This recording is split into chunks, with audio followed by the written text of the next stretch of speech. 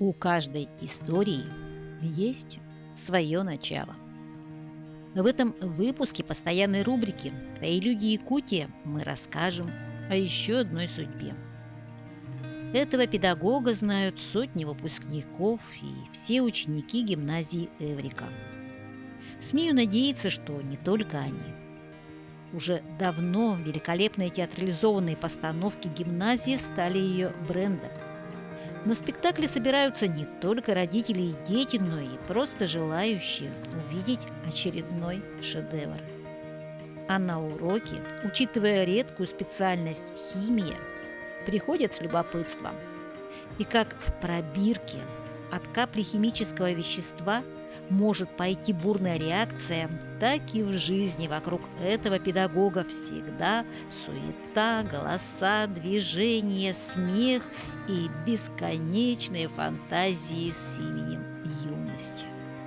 Наверное, поэтому, приходя в школу 5, 10, 20 лет спустя, выпускники удивляются, а Ирсанна-то совсем не изменилась. У каждой истории есть свое начало.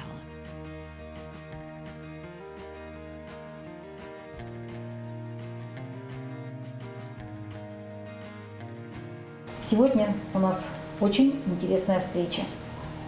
И еще одна съемка в школе. Почему в школе? Потому что наша героиня практически всю свою жизнь отработала в школе. Ирина Александровна Корешкова, учитель химии. Очень многие годы она работала завучем в школе. Кроме того, это бесконечный организатор. Фантазии, которые у нее имеются, ее хватит, наверное, на 10 человек. Настолько она богата, своеобразна и очень-очень интересна. А все началось... Ирина Александровна, с чего все началось? Я хотела быть учителем с детства. Мы, наверное, другого ничего и не видели. Учителя были самые уважаемые люди. Школа была центром притяжения. Ни телевизоров, ничего у нас не было. Мы в школе жили, дружили.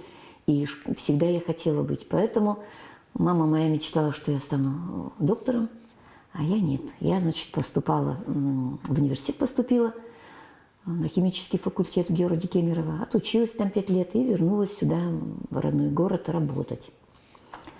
Сделали мне вызов из нашего министерства Якутии тогда.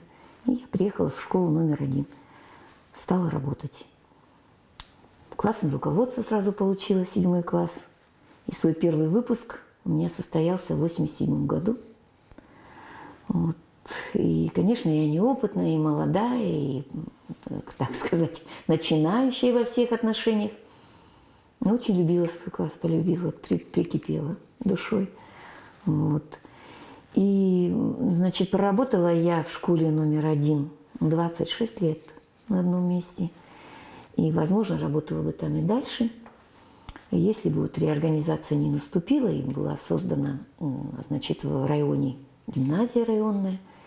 И гимназический блок, который был до этого в школе номер 1, объединились с другими организациями. И на базе школы Эврика, мы стали работать как гимназия. Я много лет проработала заучем, лет, наверное, 15 здесь, в гимназии. И там в школе номер 1 до этого работала заучем. Как класса у меня как такового не было, но несколько раз я доводила чьи-то классы по производственной необходимости. Я работаю учителем химии, взяла класс, у меня сейчас 7 класс. И многие-многие годы я занимаюсь, внеклассной такой работой, коллективные творческие дела. У нас традиция была создана в гимназии, которая была частью школы номер 1. Мы там начали эти творческие дела коллективные, выбрали как форму проведения, потому что при этом участвует большинство детей, весь коллектив, умение, взаимодействовать, решать какие-то проблемы. Очень много дает для развития и детям, и коллективу. Здесь у нас школа стала побольше, детей больше. И мы тоже продолжили, мы привнесли сюда многие свои традиции, хотя школа Эврика, как школа развития, была и так знаменита, у них много чего тут было с методической точки зрения, очень на высоком уровне.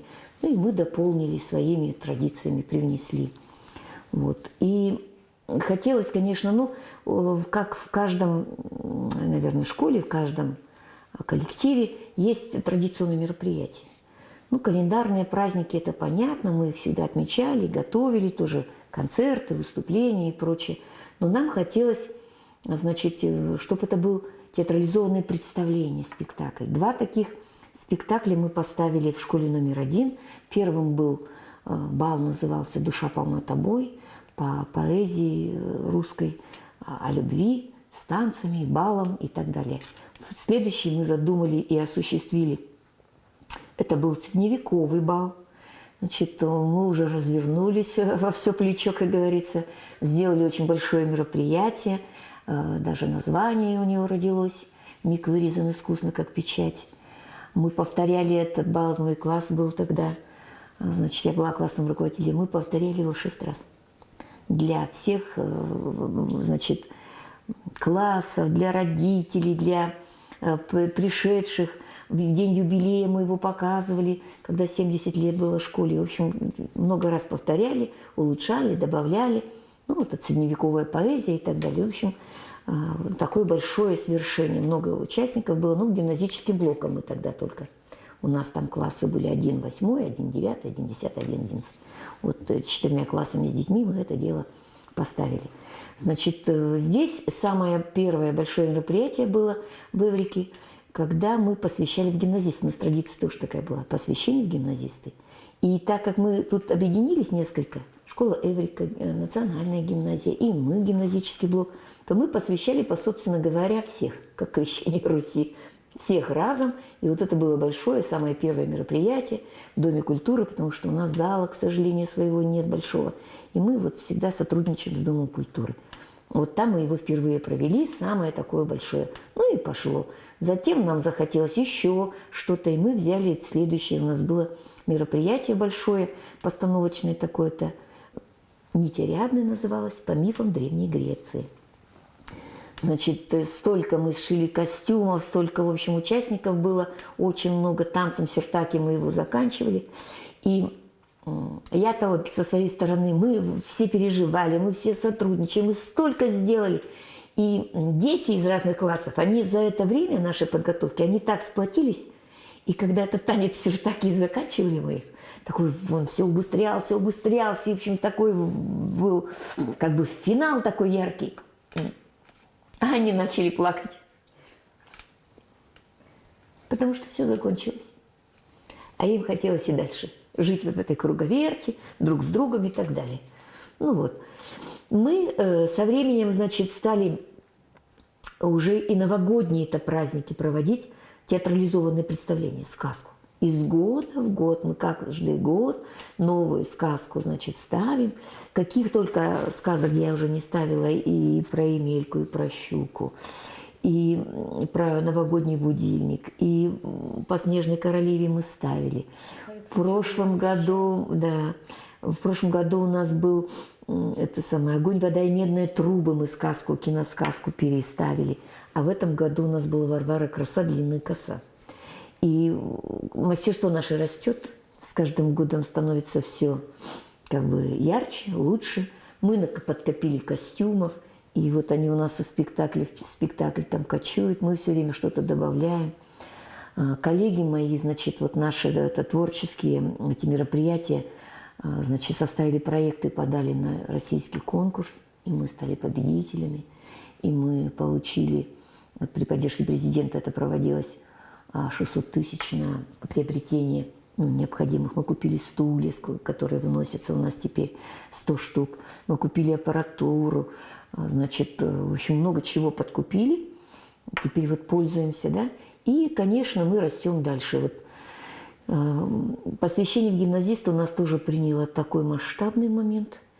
Значит, это целый спектакль, от полутора до 2 часов он продолжается каждый год. Мы, когда задумали вот это действие посвящением гимназисты, мы, конечно, связали его с именем Пушкина, вот с первым лицеем, Царско-сельским лицеем, где Александр Сергеевич обучался, он был в первом выпуске этого лицея, 30 мальчиков сели за парты, мы всегда рассказываем. И, значит, главной целью было вырастить людей, которые стали бы преобразователями Отечества. И действительно, они все сыграли такую немаловажную роль в своей тогда жизни. До канцлера Михаил Горчаков, значит, дослужился. Поэтов очень много. Среди них были и декабристы, и Матюшкин Федор был как сказать, не адмирал, но в высоких чинах был он морским офицером. Вот. И, короче, они, значит, все свою такую роль в развитии, так сказать, Отечества внесли. И мы-то вот тем, что мы растим детей для пользы Отечества, вот это во главу поставили. И всегда поэтому соотносим с Царско-сельским лицеем. Раньше мы это день в день проводили 19 октября. А так как у нас стало все масштабнее, требуется подготовка большая. Мы стали немножко с опозданием, но от пушкинской темы не отходим. Разных ракурсов мы рассматривали Пушкина. То Пушкин у нас путешественник, то, значит, Пушкин у нас в кино, Пушкин и кино, да, то, значит, у нас календарь пушкинский мы делали, вот такой тоже. В общем, самые разные направления брали. Вот, и в прошлом году наше посвящение совпало с юбилеем небольшим таким гимназии, и это был Пушкинский бал, и мы показывали там и бал самый, и танцы на нем, и гостей литературные приходили у нас там из произведений парами, там представляли, о том, о сём рассказывали, и показали в сокращении так сказки Пушкина. Значит, царь Салтан принимал, они там рассказывали свою историю и так далее. Все красочное и так далее. Ребята наши участвуют с удовольствием. Значит, мы сотрудничаем с Евгенией Валерьевной Котелянец. Она у нас в танцами занимается много лет. Я работаю с ней, наверное, больше 20 лет. Мы сотрудничаем. Поэтому понимаем хорошо друг друга. И вот такие задачи ставим перед ней, она вот справляется. То нам такой надо танец, то нам танец богатырей, попробуй его придумать. То нам вот в этот раз, значит, танец борьба богатырей с двух сторон. Вот. То, значит, нам надо не только классические танцы, самого разного рода. И вот мы, значит, наши дети танцуют. И у нас такая некая традиция тоже появилась, что 11-й обязательно исполняет вальс, потому как они будут заканчивать школу. И мы всегда в 11 класс на посвящение исполняют вальс, другие классы что-то там еще, а они всегда. Как бы ни было построено это мероприятие. Вот. В прошлом году, который был юбилейным годом 80-летия со Дня Победы в Великой Отечественной войне, директор очень хотел, чтобы это состоялся спектакль. Мы, конечно, всегда проводим, значит, литературно-музыкальные такие композиции, я делаю ежегодно в школе. Ну вот захотелось спектакль, и вот он начал нас тревожить, давайте, Ленсон, давайте, вот спектакль, надо спектакль. Ну ладно, взялись. Я хотя ему говорю, ну спектакль-то это когда артисты говорят много, да, надо очень хорошо, чтобы зал в напряжении держать, а нам надо действовать, чтобы зал-то смотрел. И ну ладно, за основу я уже рассказывала однажды, взяли мы этого Катаева повесть «Сын полка», и это основой стало. И дополнили разными моментами тоже. И о случайном вальсе, который когда-то возник, и случайно познакомились, приехали на постой воины, с девушками познакомились, и судьба, значит, закрутилась вокруг. И Митсамбат мы показали, и, значит, этих крестьянок, которые работали там, значит, на благо, там это все для фронта, все для победы. Вот. И делали начало войны мы показали, и проводы на фронт, все это очень так, значит, было. Вот. И Теркина мы взяли, там стоит такой, значит, как бы сказать, привал показали с танцами и так далее. То есть большой получился спектакль, очень трогательный, очень, значит, яркий получился, отзывы хорошие мы получили. Около, наверное, 70 человек было участников, то есть всегда много. Максимум 70, помним, по 50, меньше не бывает. ну, 45. Поэтому ребята очень отзываются, стараются. И я, конечно, сценарий пишу, подыскиваю очень долго, люблю обдумывать долго, не так. То есть и вообще у меня манера такая, только одно мне к завершению идет, еще не прошло, а я уже думаю, а вот это будет, а вот это не могу даже с собой справиться. Я все время о чем-то думаю, что пойдет вперед, мне хочется и то, и другое, и третье. Вот. Но это часть репетиции, сценарий, это, конечно, как бы в основном на меня ложится. Но, конечно же, понятно, что если там не будет красочной картинки, не будет костюмов, это действие. Да, вот поэтому танцы, костюмы, декорации. Вот когда LED-экран появился у нас в Доме культуры, нам стало полегче. То есть мы используем картинки теперь. А раньше же мы рисовали декорации. Из чего тоже? Из подручных средств. Вот мы в 2015 году был год литературы объявлен Российской Федерации, и нам управление образования поручило, значит, открыть этот год литературы гимназии. И мы готовились тоже в течение, наверное, месяца. А тогда ничего не было. И мы декорации, а там мне захотелось, значит, мы взяли год литературы, разные жанры, начиная от слова о полку Игореве, сказки, комедия там, и так далее. И мы вот это все подобрали произведение с Людмилой Анатольевной Тюньковой. Она в основном, конечно, сценарий составила. Но мы вдвоем репетировали, дорабатывали. Угу. И вот тогда ничего не было. А мы чеховские задумали. И задумали вокзал, когда тонкие-тонкие встречаются, толстые-тонкие. И мы же из пенопласта, наши учителя, сделали декорации. Площадь перед вокзалом, декорация с огромными часами и прочее. Это все из пенопласта на бумажных этих палочках, короче, деревянных. А до этого была, когда сказка у нас была тогда тоже Емелька, и делали печку самодвижущуюся. Никто не мог понять, как она движется. Ни мотора, ничего не слышно, она движется.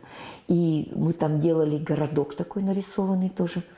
И принцесса у нас там сидела и смотрела из окошечка. В общем, а это же огромный труд. Во-первых, это сделать, оно все хлипкое такое, швабрами держали с другой стороны, чтобы это было красиво. Все тут нарисовано. И, в общем, большие такие декорации. И Петрушки там мы сделали, этот театр Райок, вот этот был у нас. И скоморохи, и так далее.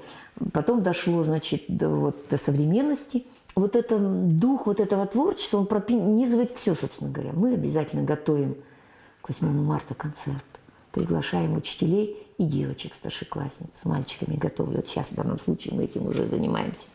Мы готовим к 23 февраля обязательно какие-то игры. Причем не просто там силовые какие-то, с подтекстом всегда. То шифровальщики, то еще что-то у нас, то еще как-то.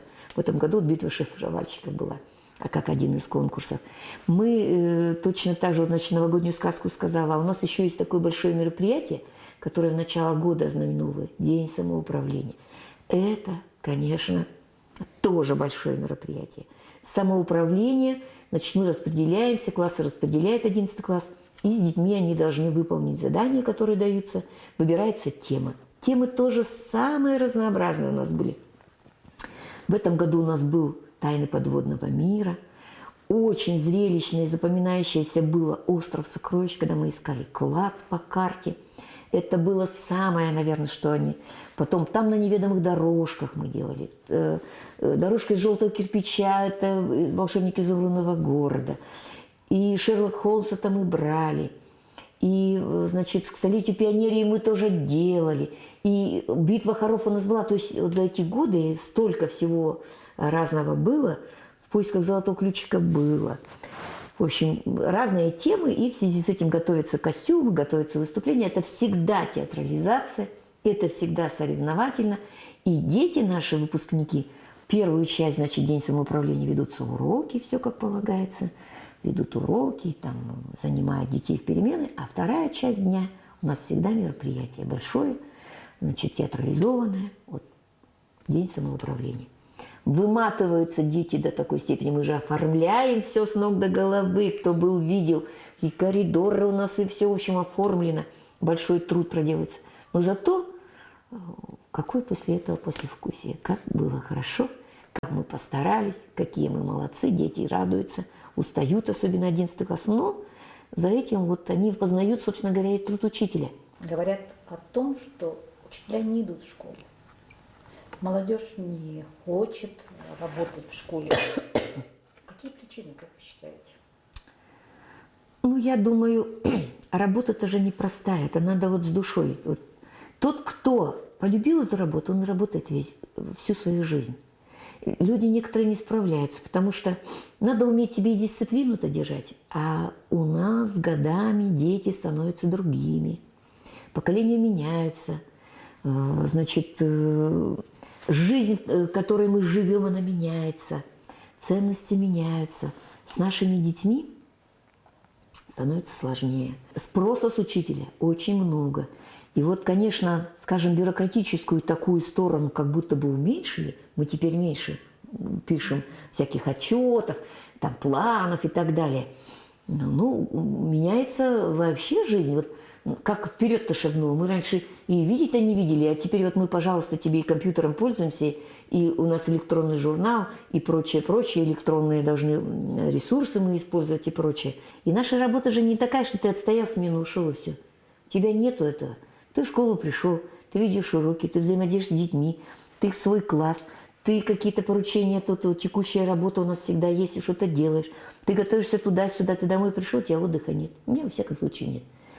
Ты должен к уроку приготовиться, ты тетради должен проверить. Если ты занимаешься еще чем-то, ты должен это найти время. И для этого ты должен пообщаться с детьми. То есть наша работа как будто бы такая круглосуточная она. Ты не можешь, вот я ложусь спать и прокручиваю в голове так, в этом здесь классе то, в этом то. Никак. Мы даже не можем освободиться.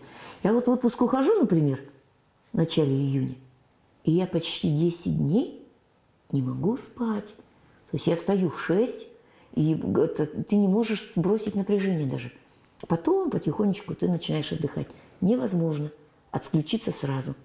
А у вас, получается, семейная династия или как вот ваше решение созрело? Нет. Моя мама была бухгалтером, видела меня, хотела, и очень хотелось почему-то, чтобы я была вот медиком. А я нет.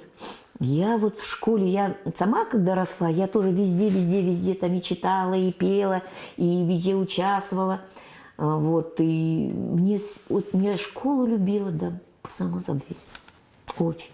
Тогда были вот в нашей юности, в нашем детстве смотры художественной самодеятельности. Ой, в хоре я пела, в этих группах пела, стихи мы читали. То есть, вот танцевать только я не могла, наверное, это у младших классов там пританцовывала. И мы этим жили, и это нам нравилось, и мне это нравилось. Поэтому вот, видимо, где-то такое заложили там наши учителя. Нина Георгиевна Кабатова была, они молодые приехали. Они всему этому нас научили, заразили нас своим творчеством, потому что она очень творческий человек была. Вот, ей 80 лет исполняется в скором времени, Нине Георгиевне Кабатовой. Вот, а это наши учителя, это те, кто научил нас. И мы пытаемся научить других. А дети хотят. Конечно. Что бы вам хотелось пожелать новому поколению педагогов?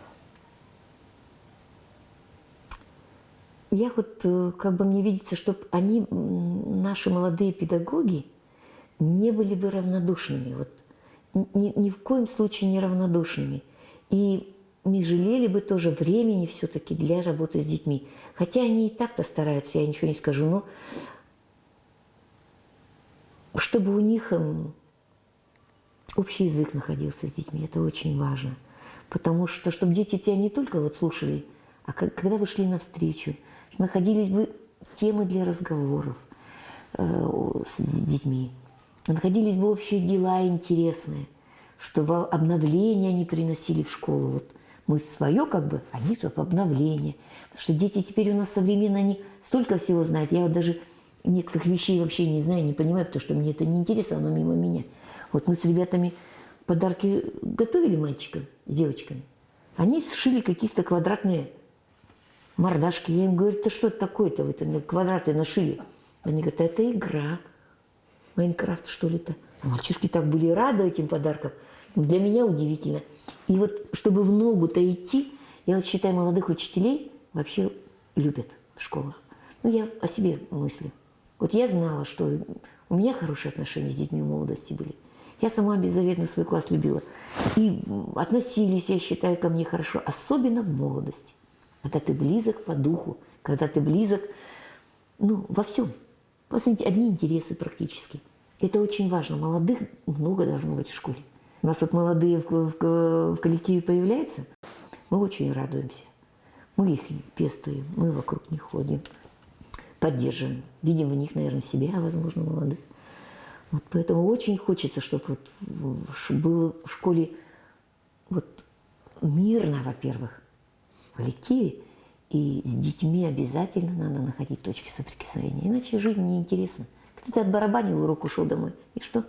Нет, конечно. Надо находить какие-то точки, заниматься не только учебой, потому что это важно, для детей важно.